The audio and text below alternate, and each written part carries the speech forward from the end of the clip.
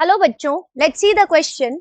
The question is, earthworm is hermaphroditic animal but always undergo cross fertilisation. Why?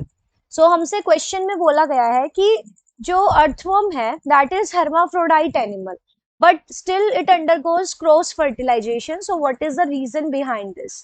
So let's see what is the key concept to solve the question. So key concept is that first of all, तो हमें hermaphrodite word का मतलब पता होना चाहिए. So we should be knowing कि ये hermaphroditic animals क्या होते हैं. So what are hermaphroditic animals? And about the cross fertilization. तो ये दो अगर टर्म्स हमें क्लियर है तभी हम अर्थवर्म के कॉन्टेक्स्ट में इसको यूज कर पाएंगे. So let's see what are hermaphroditic animals. So hermaphrodite animals or hermaphroditic animals, these are the monoecious, we can say. दूसरा नाम हम लिख सकते हैं कि ये मोनोइशियस और बाइसेक्सुअल एनिमल्स है. इट मींस एक ही ऑर्गेनिज्म के अंदर मेल और फीमेल दोनों तरह के रिप्रोडक्टिव पार्ट्स होते हैं. सो वन, और इसका मतलब क्या है? Single organism is having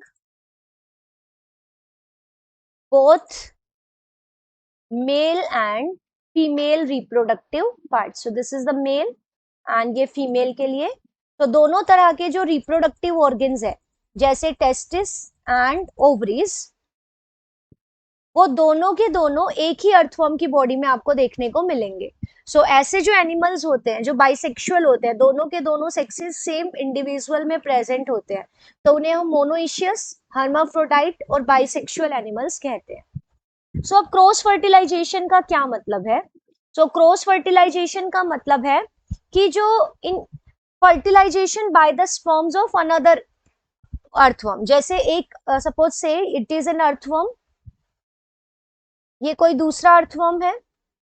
so कभी भी सेम अर्थवर्म के मेल गैमेट्स सेम अर्थवर्म के फीमेल गैमेट से फ्यूज नहीं करेंगे. तो ये जो अर्थवर्म है, सपोज ये इसके मेल गैमेट्स यानी इसके स्पर्म्स किसी दूसरे अर्थवर्म के फीमेल गैमेट्स को फ्यूज करेंगे, और सिमिलरली इसके जो मेल गैमेट है वो किसी दूसरे अर्थवर्म के मेल फीमेल गैमेट्स को फ्यूज करेंगे. सो दो अलग अलग इंडिविजुअल के मींस क्रॉस फर्टिलाइजेशन का मतलब क्या है? Fusion of gametes from two different organisms.